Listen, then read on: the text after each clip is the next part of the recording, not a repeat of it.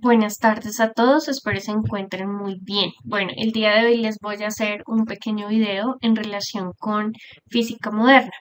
La idea es tener tres entregas de física moderna, tres videos.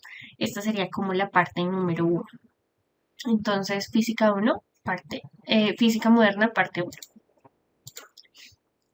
Bueno, para empezar a hablar de la física moderna, tengo que iniciar en este video con la recopilación de las ideas de física a lo largo de la historia. Entonces, más que poder establecer desde la dinámica de la física moderna algunos compilados y postulados, la idea es que este video nos permita hacer una reconstrucción desde la historia, desde la experimentación y sobre todo que conceptualmente podamos establecer algunas relaciones que permiten entender la física moderna como la conocemos actualmente. Entonces, inicialmente tenemos una época de la filosofía natural donde no se establecía la física como tal, sino sencillamente la filosofía natural con los filósofos como Aristóteles, Platón, que establecen la filosofía natural en la caracterización de las mismas situaciones de la vida real. Entonces tenemos a nuestro predecesor más importante que es Aristóteles. Aristóteles ha hecho en su trabajo la idea de caracterizar los diferentes movimientos en dos. Entonces, el primero lo asociaba a un movimiento natural, una particularidad que tenía cada uno de los componentes de la naturaleza que permitían que pudiesen elevarse, que pudiesen estar en la tierra, que pudiesen flotar. Esta caracterización lo hace bajo los cuatro elementos: tierra, agua, fuego y aire, y contextualiza, que de hecho duró hasta 1687, contextualiza toda una mirada de la filosofía natural y de los elementos naturales como uno de los principios más importantes en la consideración del movimiento. El movimiento del que habla Aristóteles es un movimiento que hace una distinción desde este movimiento natural, donde si está hecho de tierra, puede permanecer en la tierra, si es una sustancia sobre todo líquida, va a flotar debido a su naturaleza, pero también asocia un movimiento natural donde al momento de involucrarse, ¿sí? De proceder frente a ese elemento y modificarlo, lo que está haciendo básicamente es generando una violación a ese movimiento natural, del cual llamó movimiento violento. En 1687 tenemos unos predecesores, en este caso tengo enunciado dos, pero son muchísimos más, en relación con el cambio. Estos lo clasifiqué en estas fechas, básicamente porque hay un cambio de perspectiva, un cambio epistemológico de la connotación misma de la ciencia. Newton y Maxwell, en este caso, instauran la física clásica. Newton lo hace desde eh, uno de sus primeros textos que se llama Los principios naturales de los fenómenos, que traduce. En estas ideas, pues hay un conjunto de teorías originales que se dan hasta 1900, donde se puede evidenciar pues las leyes de Newton que ya conocemos, las leyes de Maxwell, y pues que constituye toda una construcción de leyes como leyes que se deben cumplir bajo todos los diferentes principios. Por un lado tenemos las leyes de Newton, donde la idea de Newton es poder constituir un mundo a partir de tres leyes principales, de los principios naturales, donde a partir de las tres yo puedo legitimizar los movimientos en reposo, los movimientos en movimiento, digamos ya en movimiento como tal, y puedo hacer una relación de fuerzas, una relación de proporcionalidades y demás dentro de estas leyes de Newton. Las leyes de Maxwell, que además que trabaja una primera parte que le permite a la física moderna el uso de sus experiencias, de sus experimentos, Maxwell puede constituir la idea de una física electromagnética unificada también a partir de unas leyes. No solamente están estos personajes, hay un montón de personajes que permiten constituir esta época de oro de la física, que es la física clásica. En 1900 hay un cambio de paradigma radical y es que, digamos que estas leyes de la física clásica se cumplían en los diferentes niveles, tanto micro como macro. En 1900 hay algunos aspectos de la física que no se pueden evidenciar a partir ni de las leyes de Newton, ni de las leyes de Maxwell, ni ninguna otra conocida. Al que le debemos este primer precedente de la física moderna es a Max Planck. De hecho, se llama Max Carl Planck. Bueno, no hay mucho que descubrir para esta época. En 1900 es una época donde muchos de los físicos logran llegar como una especie de depresión. Se decía que pues ya no había nada más que descubrir para la física. Por ejemplo, en el caso de Max Planck y incluso de Michelson, que también trabaja la relatividad.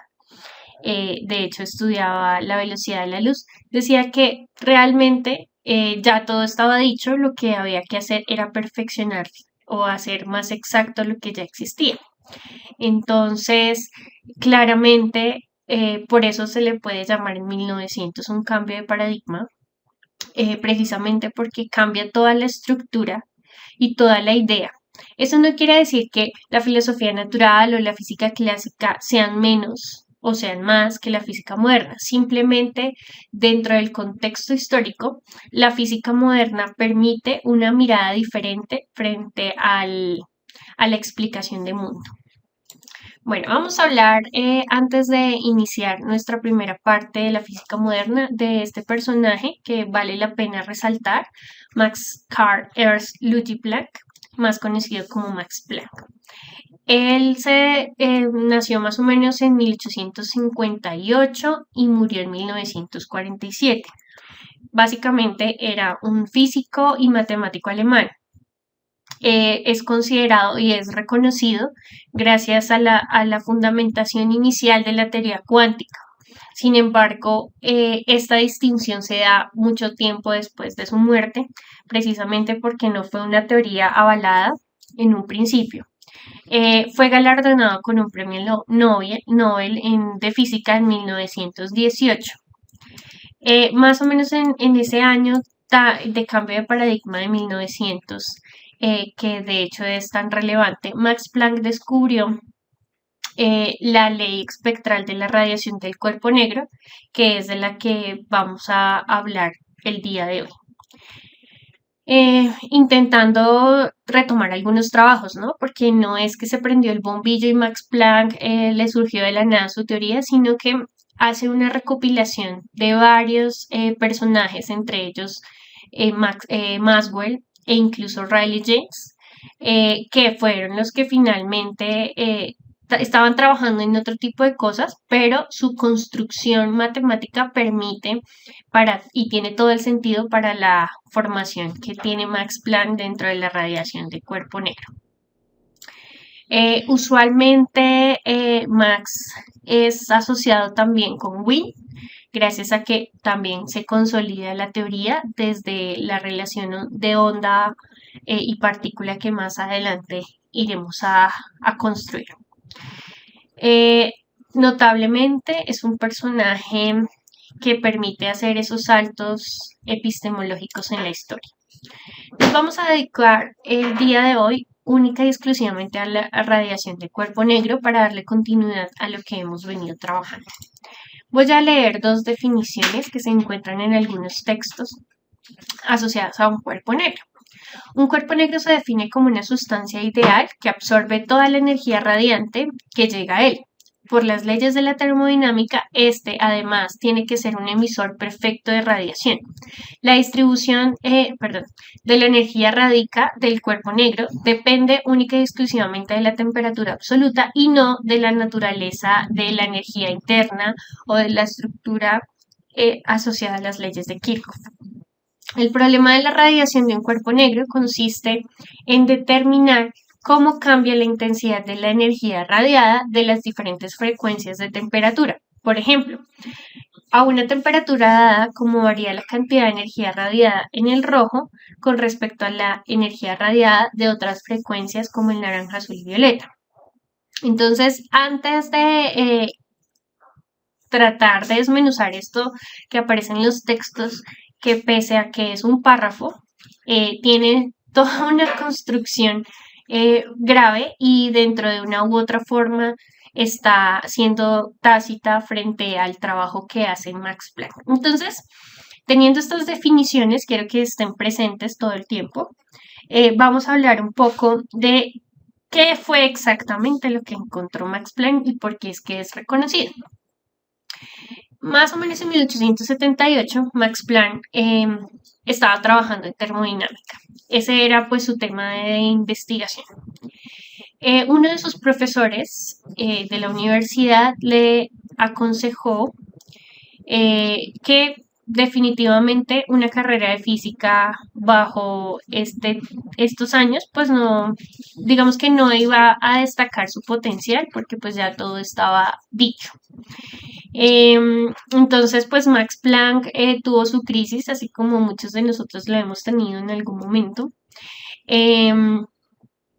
Siguió trabajando con esos principios de termodinámica en la idea de optimizar los valores establecidos en diferentes sustancias.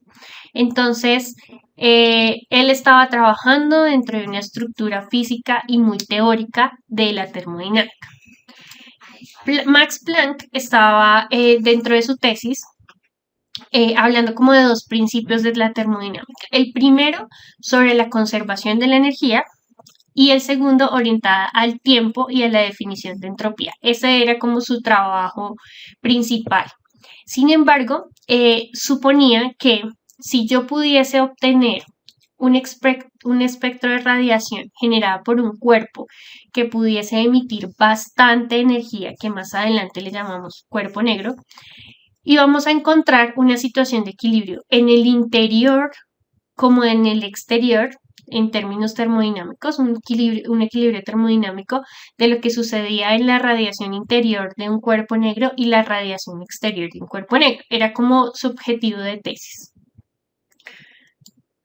La idea de ese equilibrio y como estaba tan en auge la idea de encontrar sistemas reversibles e irreversibles, entonces lo que hacía es buscar un principio que pudiera construirse a partir de la idea de radiación, teniendo en cuenta las temperaturas. Lo que él planteaba básicamente era que si se inyectaba una distribución arbitraria de energía dentro de una cavidad que estuviese completamente hermética, pero que tuviese un huequito, ¿sí? Estuviera hermética por todos lados y yo pudiera abrirle un orificio en el interior, esa distribución de energía en el interior tendría que tener una particularidad de equilibrio, que sería la cantidad de temperatura que se pudiera aumentar en el interior o que pudiera absorber, estaría directamente proporcional a la radiación en el interior de ese sistema. Entonces, cuando podría abrir el orificio, lo que él esperaba al salir del orificio, lo que él esperaba era poder medir tanto la distribución de energía en el interior como la temperatura, como la temperatura, la radiación, y me falta otro, que en este momento se me pasa. La energía, la radiación y la temperatura, esos tres. Y quería encontrar esa proporcionalidad al exponer un cuerpo hermético que en el interior estuviese pasando todas esas cosas. Entonces, como cuando hablábamos del salchichón, si yo abro un huequito y puedo medir la cantidad que sale de ese orificio, yo podría determinar esos tres aspectos que eso era su tesis principalmente, pero pues se encontró con una cosa más interesante de la que ya vamos a hablar ahorita. En 1862, gracias a este trabajo, ¿sí? Aparece la idea de quantum. A, a, ¿Cómo decirlo? A este personaje, ¿sí? Max Planck debe obligar a su teoría a hablar de quantum. Él no estaba seguro, ¿sí? Él no tenía esa idea como en mente, pero para que se le pudiera cumplir lo que estaba observando experimentalmente en ese momento con el trabajo que ya llevaba de manera teórica, tenía que argumentar una idea teórica a la cual llamaron quantum, no solamente él, sino varios personajes. Entonces voy a hacer otro paréntesis, porque he hablado varias veces de Kirchhoff. Usualmente en física 2 vemos a Kirchhoff como unas leyes que logran determinar, ¿sí? La idea de intensidad, la idea de voltaje dentro de un circuito mixto, ¿sí? Y poder construir esa idea de las leyes de Kirchhoff que permiten hablar de conservación de la energía eléctrica. Pero Kirchhoff no solamente trabajaba en circuito, él estaba tratando de relacionar unos cuerpos, ¿sí? Que al exponerse de manera a grandes temperaturas o a grandes fuentes de energía, eran cuerpos calientes. Esos cuerpos calientes emitían radiación. Esta frase que está acá de cuerpos calientes emiten radiación, que son las de ideas iniciales de Kirchhoff, más que en la idea del cuerpo negro, él lo estaba enfocando en la idea de los bombillos. Ya existían los bombillos se calentaba un material bajo una resistencia y permitía que el material se iluminara, pues teníamos los bombillos iniciales. Sin embargo, en esa búsqueda de encontrar realmente un bombillo que tuviese una emisión mucho más fuerte, se vio expuesto a trabajar con diferentes materiales de cuerpos calientes y encontró una emisión de radiación y la estaba midiendo. Al medir esa radiación encontró unas coloraciones de los gases. Un gas, al ser calentado o al ser excitado, genera una coloración. Entonces, cada gas tendría una particularidad de coloración. Y era lo que él inicialmente estaba encontrando. Este dibujo muestra un poco cómo era que él intentaba calentar, generaba conducción de calor y generaba calentar algunos gases de manera comprimida para tratar de observar qué era lo que sucedía con los gases y de qué color se le podía atribuir. Newton, por otro lado, también, aunque Newton básicamente es reconocido por sus leyes de Newton, el trabajo más grande que ha desarrollado Newton fue la luz, fue el trabajo con la luz, la reflexión de colores. Usualmente uno encuentra dibujos como estos en los textos, donde se emite el arco iris a partir de un filtro o un prisma. La luz blanca puede hacer ver todos los colores de la luz. Entonces, él estaba trabajando en reflexión de colores y ese es su trabajo más grande dentro de la construcción conceptual. Entonces, Kirchhoff en 1862, bajo el análisis de todos estos materiales calientes, encuentra la posibilidad de pensarse en un cuerpo negro. ¿Sí? Ese cuerpo negro podría generar un 100% de emisión y de absorción. Inicialmente este cuerpo negro es ¿cómo decirlo? Es un estimado de llegar a tener un cuerpo perfecto, donde no haya pérdida de energía. Inicialmente es teórico. ¿Qué características debe tener ese cuerpo negro? Debe darme un 100% de emisión y un 100% de absorción. Si yo lo coloco bajo una fuente energética, él va a absorber esa energía y va a emitir la misma cantidad de energía. Eso sería básicamente la construcción de una definición del cuerpo negro, un 100 de 100. En la naturaleza podemos tener cuerpos ya no tan teóricos, ¿sí? cuerpos que realmente uno puede decir que dan el 100 del 100. Por ejemplo, las estrellas. ¿Sí? Una estrella emite y absorbe energía de una manera impresionante, de tal forma que cuando se hace el análisis de algunas estrellas, uno puede determinar todos los rayos del espectro electromagnético, gamma, ultravioleta, luz, infrarroja y muchas otras.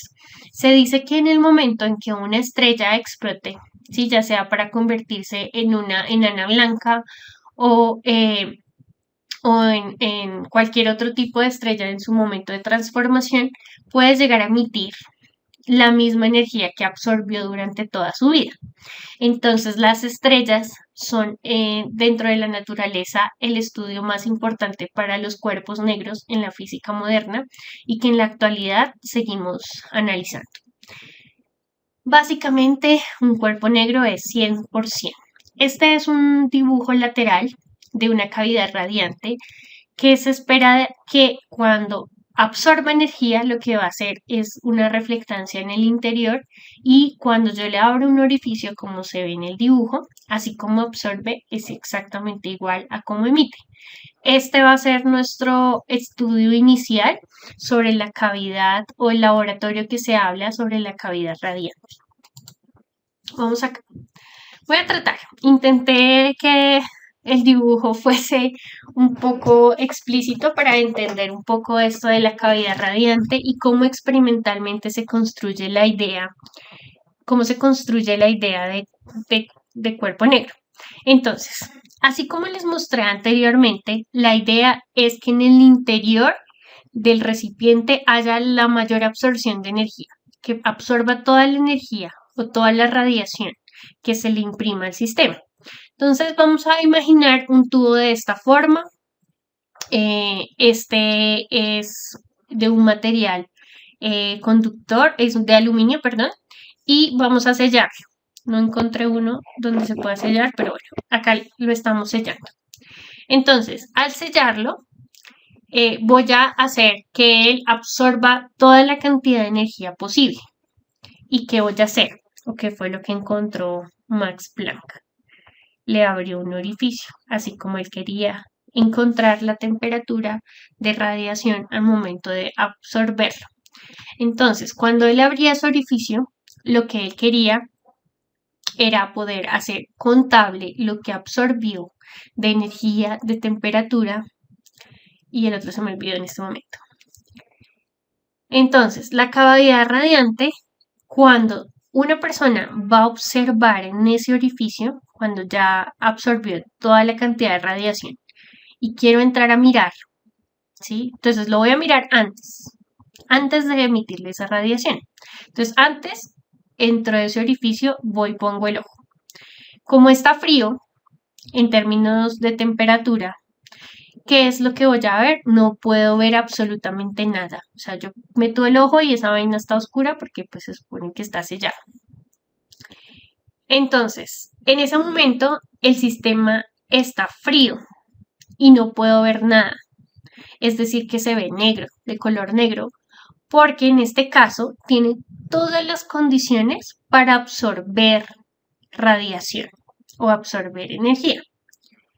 Cuando se calienta, cuando caliento este sistema, le estoy imprimiendo energía, lo que va a aparecer es que todo lo que está absorbiendo está emitiendo, que es el 100%. Entonces yo cuando ya entro a mirar en la situación, cuando ya entro mi ojo a observar, ya no ve negro, ve de todos los colores, porque hay una absorción de todos los rayos visibles, ¿sí? En el sistema, incluso de rayos que no puedo ver, de los rayos X, de los rayos ultravioleta. Entonces, antes de continuar, voy a mostrarles cómo se lee el espectro electromagnético.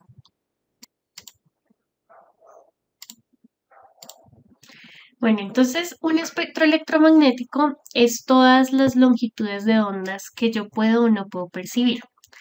Estas ondas son tan interesantes porque los puedo analizar por temperaturas, por longitudes de onda, por frecuencias, lo puedo analizar por luminosidad, que es cómo se lee una tabla de espectro electromagnético. Resulta que si yo tengo una onda, voy a escribirlo por acá. Si yo tengo una onda tiene la particularidad, o bueno, tiene varias partes. Este es el punto de equilibrio, cambiamos de color. Este es el punto de equilibrio. La longitud de onda tiene una lambda, un símbolo así, se llama longitud de onda. Es la distancia que hay entre una curvita y otra. ¿Cómo se llaman esas curvas? Se llaman crestas. Y las curvitas de abajo se llaman valles. Entonces, el apellido de uno es la huella dactilar, ¿verdad? Es lo que lo distingue a uno de cualquier otra persona. El de los gatitos es la nariz. Lo que distingue a una onda básicamente es la longitud de onda, la distancia que hay entre cresta y cresta. Eso es lo que me va a determinar qué tipo de onda es. Entonces voy a tener longitudes de onda, como dice acá en este cuadro.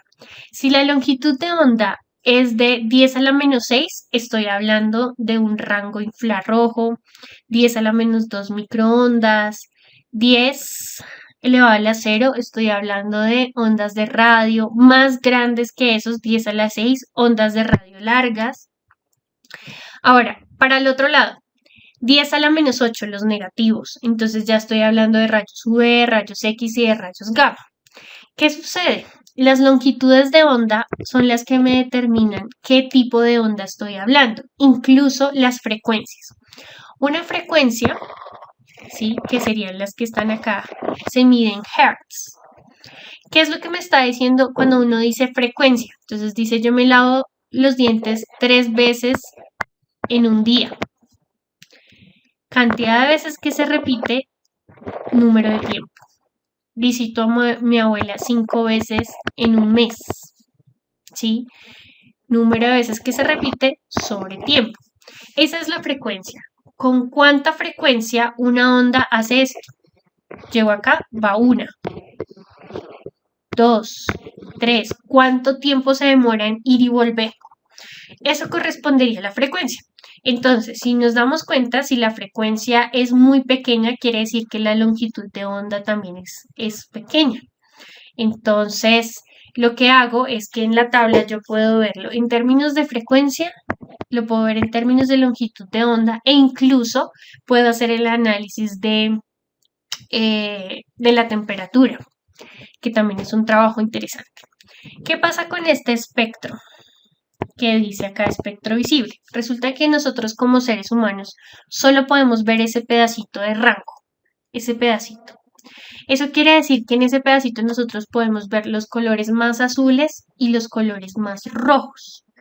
Ese es nuestro espectro visible. En ese orden de ideas, un color es un espectro, ¿sí? Hace parte de una onda del espectro.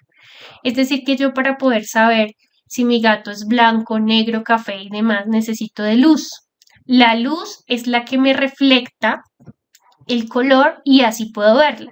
En la oscuridad no puedo ver colores. Entonces, los colores que yo conozco, los colores que yo tengo en mi habitación o lo que sea, son ondas. Y todos estos espectros, tanto las ondas largas como los rayos gamma, los rayos X y demás, son ondas electromagnéticas, es decir, que tienen campos magnéticos y campos eléctricos. Nosotros solo podemos ver el espectro visible, es decir, que cuando usted le van a hacer una radiografía, unos rayos X, por más de que usted le haga trampa al del laboratorio y ponga el brazo, no va a haber ningún rayo. No se va a dar cuenta qué fue lo que le hicieron hasta que pues ya sale efectivamente el examen. Entonces, son rayos que no podemos ver, pero que están presentes. Le dicen a usted, aplique ese bloqueador porque los rayos UV. Miren en qué espectro, en el espectro donde están ubicados esos rayos UV. Entonces, gracias a esta connotación, que de hecho ya existía para 1900, permite entender algunas ideas con respecto a esta cavidad radiante. Entonces, por eso el observar, ya sea con un instrumento de medida o ya sea con mi ojo, me va a permitir a mí en un laboratorio biológico, químico, físico, un laboratorio de cualquier tipo, poder hablar del mismo fenómeno, poder hablar de las mismas cualidades del fenómeno. Entonces, este dibujo que está acá al lado correspondería al dibujo del orificio que está ya dentro del sistema del átomo. Ese es el orificio que estoy analizando. Entonces, bajo esta idea, el hecho de que yo me observe cuando está frío, cuando no ha interactuado con radiación, yo veo negro. Cuando ya tiene radiación en el interior, yo puedo meter mi ojo, digamos no literal, pero puedo meter mi ojo y puedo observar todas las longitudes de onda del espectro visible, por eso lo veo de todos los colores, pero también puedo ver todos los rayos X, los rayos UV, todos los que no puedo ver. Tendría que utilizar algunos instrumentos para determinarlas, pero ahí están presentes. Esa es la idea de la cavidad radiante. Un cuerpo negro ideal es el que absorbe absolutamente toda la radiación que recibe y emite exactamente toda la radiación que produce. Entonces, en ese momento, digamos, para hacer una experiencia de cavidad radiante en la vida real, se utiliza un material que permite tener la mayor absorción, y ustedes saben muchísimo de eso. Un material ideal para hacer este tipo de principios es el tungsteno, que permite que haya mayor absorción y mayor emisión. Bueno, entonces seguimos con la idea. Este orificio que está acá, bajo este sistema, va a ser ese agujero. Y eso es lo que está sucediendo en el agujero. ¿Cómo hago para que el cuerpo negro absorba toda esa radiación? Entonces, esto es un circuito. Recordemos que esto es una FEM. Una FEM es una fuente de energía externa que permite que haya un movimiento de energía o el voltaje, ¿sí? ¿Qué es lo que hace? Recordemos, empuja las cargas eléctricas, empuja los electrones y hace que haya una corriente eléctrica. Entonces, en esa cavidad radiante, que es un laboratorio ideal, ¿sí? La idea es poder determinar, o lo que hizo Max Planck fue determinar la cantidad de radiación que sale de ese orificio y la cantidad de radiación que absorbe ese orificio. ¿Qué encontró? Bueno, encontró una gráfica que es una gráfica importante para la estructura de la física moderna. Bueno, vamos a tratar de entender estas gráficas. Entonces, esta es una gráfica que está descrita desde la longitud de onda como variable independiente. Longitud de onda como variable independiente, intensidad de radiación como variable dependiente. Entonces tomó sus datos, cogió diferentes espectros, hizo el análisis de diferentes longitudes de onda que salían de ese orificio y qué intensidad de radiación tenía. Entonces se dio cuenta de algo interesante. Si nos damos cuenta de estos picos, es decir, los puntos más altos en las diferentes ondas, los puntos más altos en las diferentes ondas se acercan mucho al espectro visible. O sea, si vemos, digamos, si este es todo el espectro electromagnético, volvamos acá a la gráfica del espectro electromagnético, digamos que hacia la derecha tenemos las infrarrojas, microondas, ondas de radio, ondas largas. Y hacia la izquierda tenemos los rayos UV, los rayos X y los rayos gamma. Nos damos cuenta que ahí tenemos presencia de todas las longitudes de onda porque la idea es que del espectro electromagnético tenemos 100 de 100. Sin embargo, al momento de ver la mayor intensidad que tiene estas ondas, se acercan mucho al espectro visible. Eso es una de las cosas más importantes del trabajo que hizo Max Planck. Entonces, estas eran curvas experimentales, ¿sí?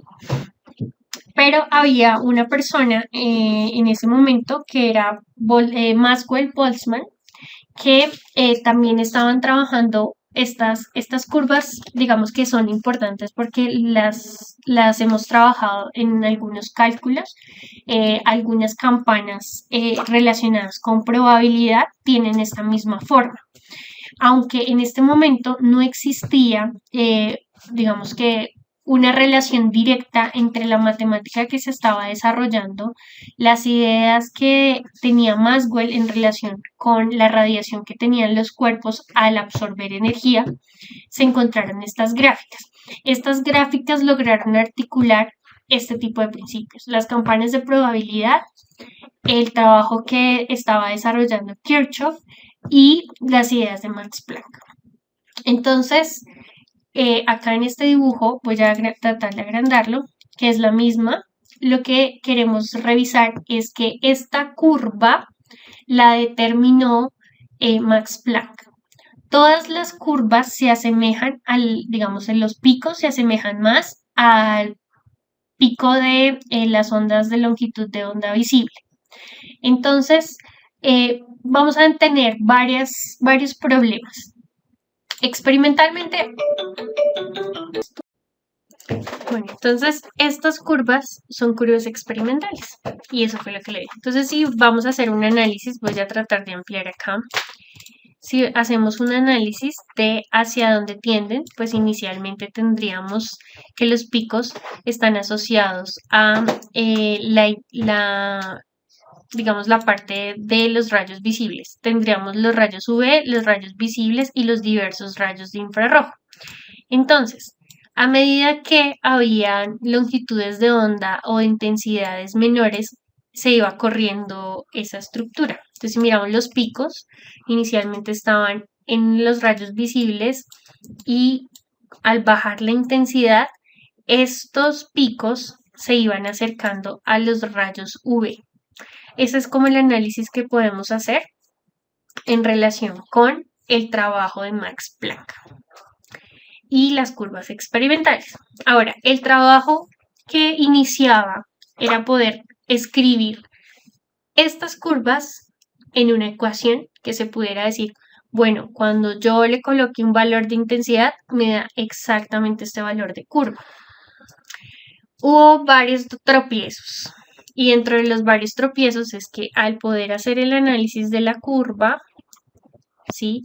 Son curvas ascendentes, ¿sí? Entonces matemáticamente yo lo puedo describir, pero voy a tener, o sea, no voy a tener esos picos como los tengo. Yo puedo tener toda la línea azul que va en ascenso y puedo tener desde el pico hacia arriba, ¿sí? Puedo tener toda esa línea descrita por una ecuación.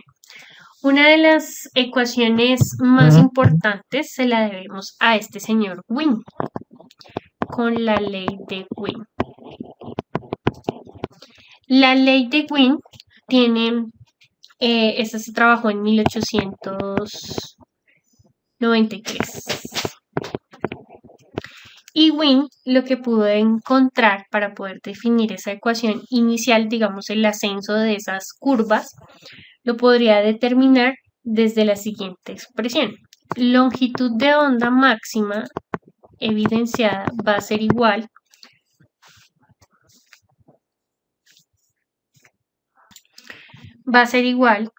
a... Vamos a mirar qué pasa con la proporcionalidad entre esta longitud de onda elevado a la 4 y esta intensidad. Entonces, a mayor longitud de onda, ¿sí? Entre más grande sea la longitud de onda, ¿qué pasa con esa curva técnica? Miremos la gráfica. Mayor longitud de onda, la curva va a ser más hacia los rayos visibles. Entre más pequeña sea la longitud de onda, porque está elevado a la 4, que voy a tener mayor intensidad de radiación. Entonces, más caliente un cuerpo, entre más caliente, ¿qué voy a obtener? Más radiación.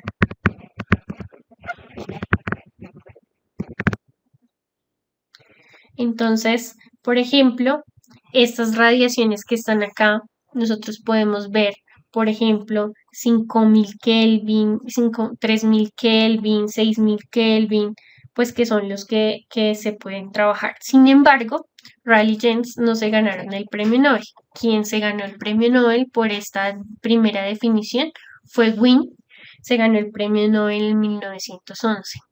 Rayleigh Jeans en ese momento no tenía ningún premio Nobel, pero lograron solucionar ese problema tan garrafal que era poder determinar esa catástrofe ultravioleta. Ahora vamos a mirar, de acuerdo a estos ajustes que encontró Rayleigh y Wien, que pudo establecer Max Planck. Entonces, en 1858, más o menos hasta 1947, se hicieron estos ajustes de los valores de la catástrofe ultravioleta. Él lo había determinado de manera empírica, de manera experimental. Sin embargo, teóricamente, aunque ya habíamos encontrado matemáticamente esas curvas, digamos que dentro de la teoría aún estaba muy fría. Entonces, en ese momento, Max Planck recurre a una idea teórica de Boltzmann-Maxwell que habla de las velocidades de las moléculas. Entonces, más o menos ese 23 de abril de 1858 es donde Max Planck se inspira en esas velocidades de las moléculas. Básicamente, la teoría de Boltzmann y Maxwell de la distribución de velocidades habla como del movimiento estadístico que tienen las moléculas en el interior de cualquier organismo, y a más temperaturas, pues es más difícil determinar la ubicación, pero estadísticamente yo puedo saber cada una de las moléculas en qué lugar se encuentra. Entonces, apropia esta campana generada por Boltzmann y Maxwell para poder determinar la estructura del átomo y las ideas en el interior de ese orificio. Entonces, no solamente era la radiación, era poder definir conceptualmente qué era lo que estaba sucediendo al interior y por qué era tan diferente a lo que antes ya se había determinado. Entonces, acá traté de hacer una de las curvas como una campana de Gauss, y lo que se hace con la teoría de Boltzmann y Maxwell es poder determinar hacia dónde se dirige la curva. Ese hacia dónde se dirige la curva se hace de manera estadística. Entonces, esta campana es una medida al azar donde se puede determinar dónde está la molécula en un determinado tiempo y a qué velocidad viaja. Entonces, si nos damos cuenta, esta campana ya no es en relación con longitud de onda, intensidad, sino hablamos de velocidad en función de las moléculas que habrían en el interior. ¿Sí? Las moléculas que habrían en el interior. Entonces, desde esta idea, la estructura del átomo, todas las moléculas de un gas, pues no tendrían la misma velocidad, ¿sí? Porque si yo no puedo determinar su ubicación, todas las moléculas en el interior de un gas tendrían una velocidad distinta. Al momento de diagramar las velocidades en un tiempo específico, me voy a encontrar con una curva como esta. Sin embargo, yo puedo decir que en estos picos yo podría tener la mayor acumulación de moléculas en ese instante. Van a esa velocidad. Entonces, aunque todas vayan a diferentes velocidades, yo voy a tener un cúmulo, y por eso tengo esa curva en la parte de arriba, y es que tengo un cúmulo de moléculas que se asemejan a la misma velocidad. Entonces, bajo esa estructura, Planck trae a colación ese trabajo que estaban realizando Boltzmann y Maxwell con respecto a las partículas, el valor estadístico, la velocidad y la ubicación.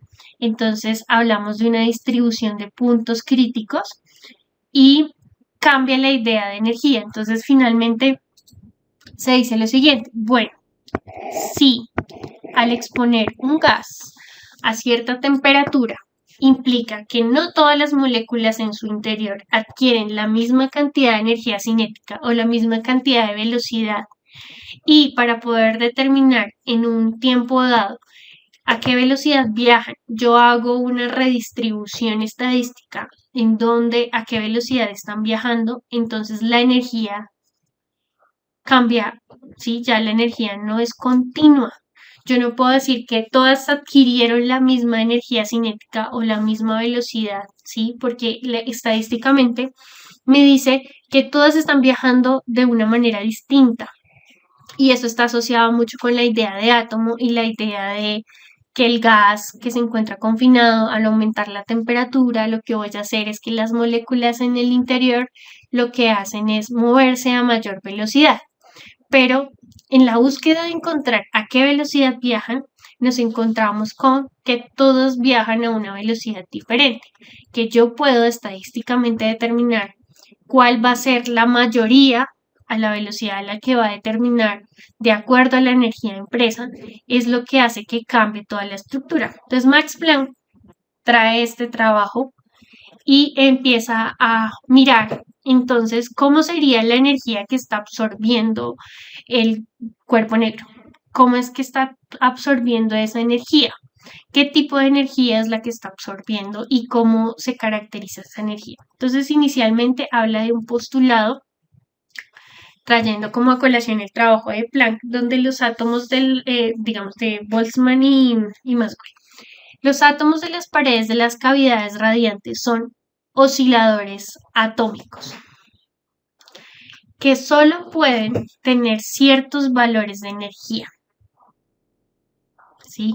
No puedo decir que toda la cantidad de energía que absorbe, toda es la misma. ¿Sí?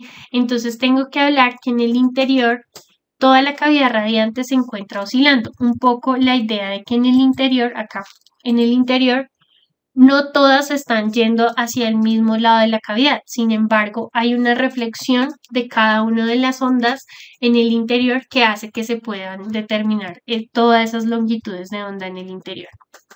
Entonces, para poder determinar la energía del sistema, voy a traer esta ecuación, que es el postulado de Planck, que es tan importante.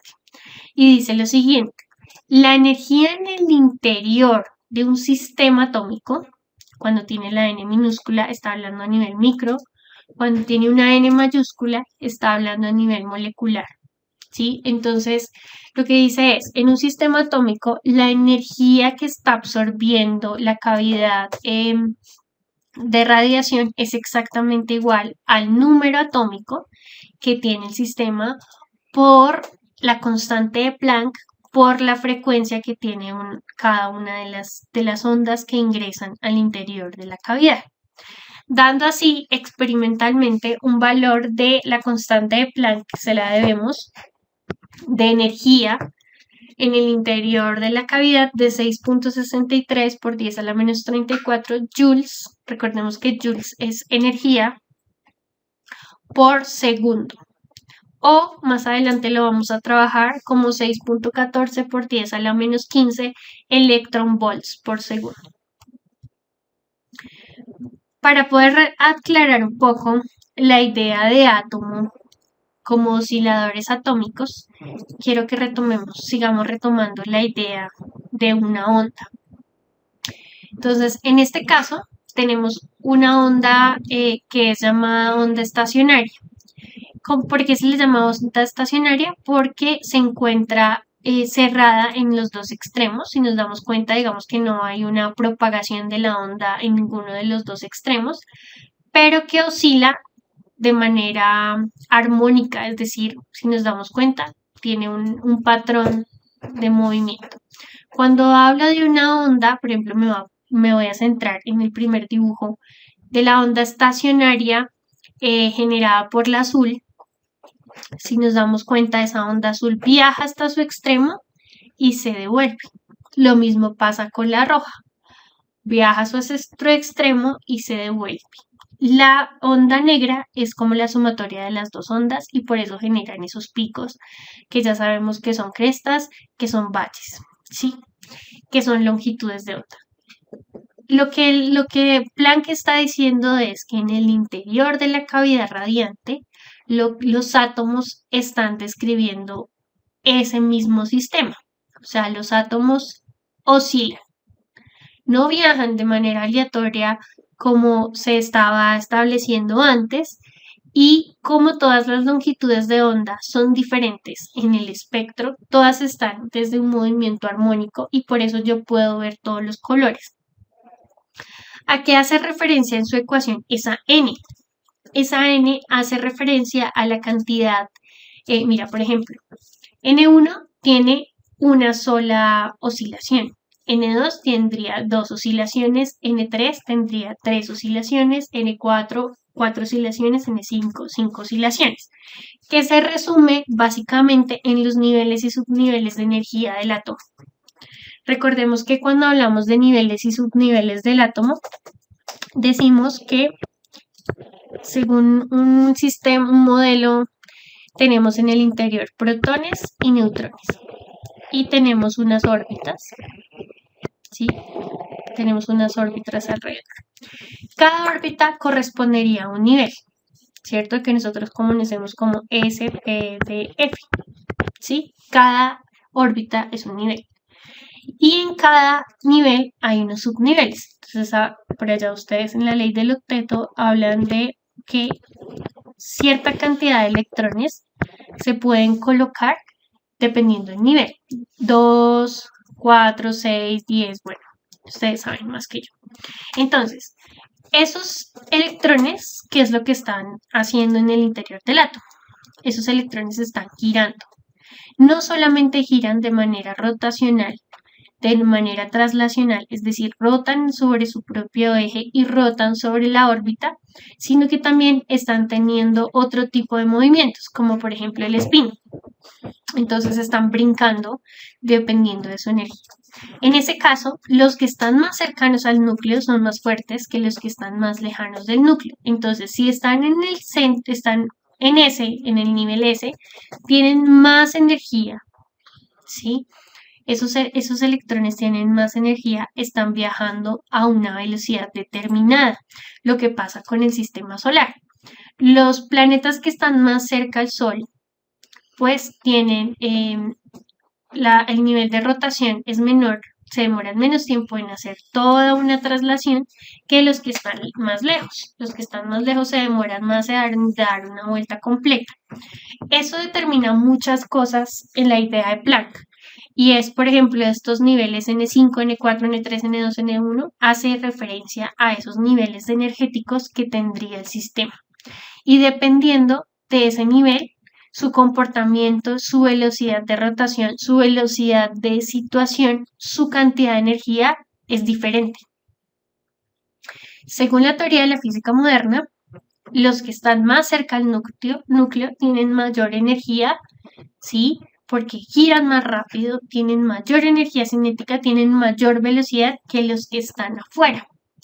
Por eso cuando hablamos de la ley del octeto y demás, o si yo quiero generar un salto cuántico, quiero generar un salto de un electrón que está en P para que pase a S, pues P, digamos este electrón, cambiamos el color, este electrón está en P, pero este electrón quiere subir de nivel, quiere pasar a S. Para que pueda hacer ese salto cuántico, yo tengo que externamente generarle una cantidad de energía a ese electrón. O sea, tiene que haber un agente externo que lo excite con mayor energía para que él pueda saltar de nivel. Ese salto no es como saltar el lazo de que yo salto y ya.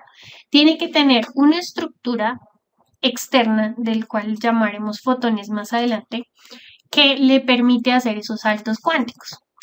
O si yo quiero hacer el proceso contrario, que este que está en S, que tiene mayor energía, baje su nivel de energía para P, entonces yo tendría que hacer que haya una pérdida grande de energía de ese electrón para que pueda hacer ese brinco. Entonces, a partir de esa idea generada por Planck, viendo todo el trabajo de la estructura del átomo con respecto a Boltzmann y Maxwell, se puede construir la explicación de esta bendita curva, ¿sí? De poder saber por qué ocurre de esta manera.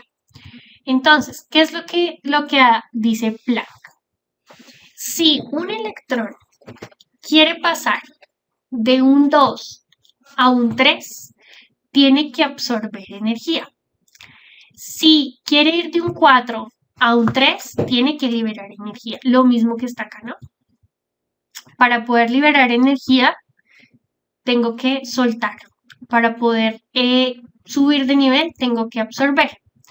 ¿Qué es lo que le permite hacer esos saltos? Voy a volver a hacer el diagrama. Está el núcleo, las órbitas, los niveles de energía que ustedes saben y no sé qué. Y bueno, acá 2 electrones, acá otros 4, 6. Bueno, creo que me pasé.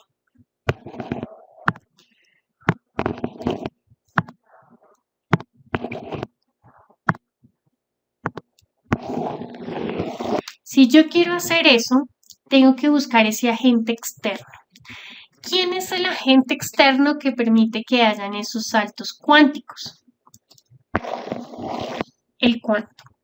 Este cuanto es un paquete de energía, como las espinacas de Popeye. Este cuanto le va a generar energía a este electrón y el electrón va a brincar al siguiente nivel. Entonces no puedo hacer esa transformación de la nada, sino que debe haber un agente de energía que le permita hacer ese salto. Entonces la visión energética que existía hasta el momento donde uno decía, bueno, hay energía cinética cuando un objeto cae, energía potencial cuando un objeto se va elevando. Uno no decía, no, es que la partecita del culito del que se está cayendo tiene una energía y la cabeza tendría otra energía, no, hablábamos de un sistema en general. Bajo esta visión energética de velocidades diferentes, de sistemas que liberan, de sistemas que absorben, que permiten que haya esa construcción de radiación. Cuando un paquete de energía o un cuanto se involucra con un electrón en un nivel de energía, lo que está haciendo es que lo está potencializando de energía y permite que haya ese salto energético. Este cuanto lo vamos a llamar la visión cuántica que tenemos de energía. Entonces ya voy a pasar de lo que está continuo a lo que está discreto. Voy a ponerlo en dibujitos. En la visión clásica de energía, nosotros pensábamos, digamos, la energía cinética, la energía potencial. Nosotros decíamos, este niño está corriendo. En la visión clásica decíamos que el niño estaba corriendo y la energía que emanaba este chino al sudar, ¿sí? Está quemando energía, ¿cierto? Está liberando energía porque el chino está corriendo. Sobre todo esos chinos hiperactivos. Entonces, el chino está con mucha energía y lo que va a hacer es empezar a correr. ¿Qué es lo que está pasando en el momento en el que corre? Libera energía. Cuando el chino se come una chocolatina, vuelve y absorbe energía. ¿Sí? Cuando hablábamos de la visión clásica de energía, la energía era homogénea. O sea, este chino emanaba o pasaba radiación, ¿sí? Su cuerpo se calentaba, pues porque estaba corriendo a una temperatura y empezaba a emitir radiación. Según nuestras ideas de termodinámica, todos los cuerpos emiten radiación, independientemente de la función o el sistema que sea, emite radiación. En diferentes niveles, sí, claro. No es lo mismo la radiación generada por una bomba nuclear a la radiación generada por este chino corriente, en diferentes niveles. Sin embargo, esta forma de entender la radiación es de manera continua. Tanto en la cabeza como en las piernas está emitiendo la misma radiación. ¿Qué es lo que dice la visión cuántica sobre la energía? Este chino está corriendo, pero eso no quiere decir que la energía esté en todo su cuerpo. Sí, se esté radiando en todo su cuerpo. De pronto sí, en todo el cuerpo, pero no con la misma intensidad. Entonces, lo que estoy haciendo es discretizando la energía. ¿Cómo podría yo escribirlo? Con pequeños punticos. Bueno, sí puedo escribir los punticos. La energía se emite en paquetes.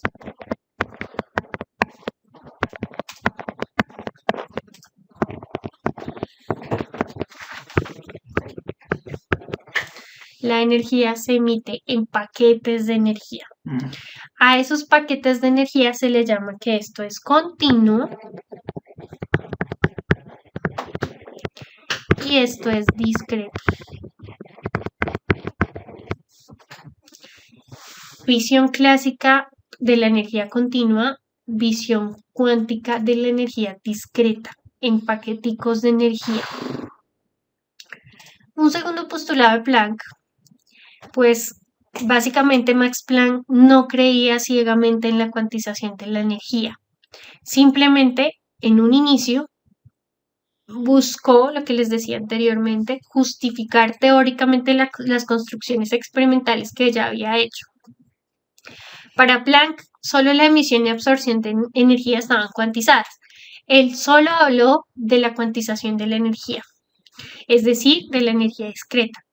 No dio una explicación de cómo era su propagación, si una onda electromagnética era continua o era discreta, no.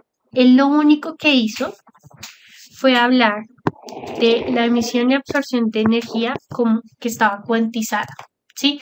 Aunque tenía muchas dudas en el momento, era la forma más clara de poder determinar el por qué su bendito cuadro, no era continuo. No se podía predecir hasta dónde iba a llegar y generaba esa catástrofe ultravioleta. Entonces, inicialmente no lo creía así. De hecho, Albert Einstein idolatra la versión de energía cuantizada precisamente porque cambió toda la estructura. Pensar en paquetes energéticos, pensar en saltos cuánticos, pensar en liberar energía, pensar en absorber energía, cambió por completo la idea que se tenía de un átomo de manera organizada. Pues las ideas de energía que por sí es bastante, digamos, sufrible en el mundo de la enseñanza de las ciencias. Vamos a hacer un ejemplo. Una estación para poder aplicar estas leyes de Planck. Una estación de radio transmite una potencia radiada de 45 kilowatts a 89.5 MHz. Recordemos que cuando hablamos de hertz, estamos hablando de frecuencia. Y mega, pues es 1.000.000 de hertz, 1.000.000 de frecuencia. Y cuando hablamos de watts, por allá en física 1, recuerden que estamos hablando de potencia. Y pues kilos son 1000. Tenemos entonces potencia igual a 45 kilowatts. Frecuencia igual a 89.5 megahertz. ¿Cuántos fotones por minuto emiten la estación? Entonces, antes de empezar a resolverlo, estos paqueticos de energía o estos cuantos son lo que ahora llamamos fotones y quiero centrarme antes de hacer el ejercicio en hablar de estos fotones. Estos fotones son electrones que han sido excitados, que al ser excitados se desprenden del sistema. O sea, tienen tanta acumulación de energía que se desprenden en forma de luz. Pero voy a dejarlo hasta ahí nomás. O sea, son electrones. En naturaleza son electrones. Pero estos electrones fueron llenados de cuantos o de paquetes de energía. Y los llamamos fotones, ¿sí? Porque, pues, digamos que necesitamos un nombre para diferenciar estos electrones que han sido modificados por ese paquete de energía, ¿listo? Entonces, acá lo que me están pidiendo es cuáles son los fotones o cuáles son la cantidad de paquete de energía que se les suministra. Bueno, entonces, tenemos una ecuación que es la ecuación de Planck. Voy a buscar otro color. Tenemos la ecuación de Planck. Entonces, tenemos E sub n es igual a n por la constante de Planck por la frecuencia. Tengo que tomar decisiones frente a lo que está sucediendo.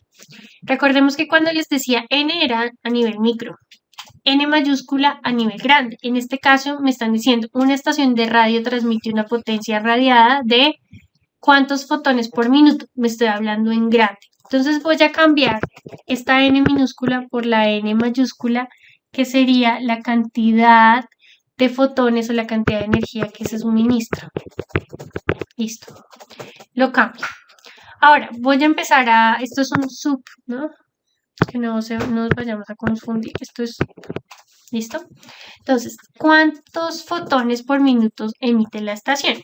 Entonces voy a empezar a determinar pues que H es igual a 6,26 por 10 elevado a la menos 34 joules por segundo. ¿Sí? Ese es el valor de la constante. Ahora, ¿qué viene siendo la energía? La energía también la podemos escribir, pues tengo potencia, entonces potencia por tiempo, que también es energía.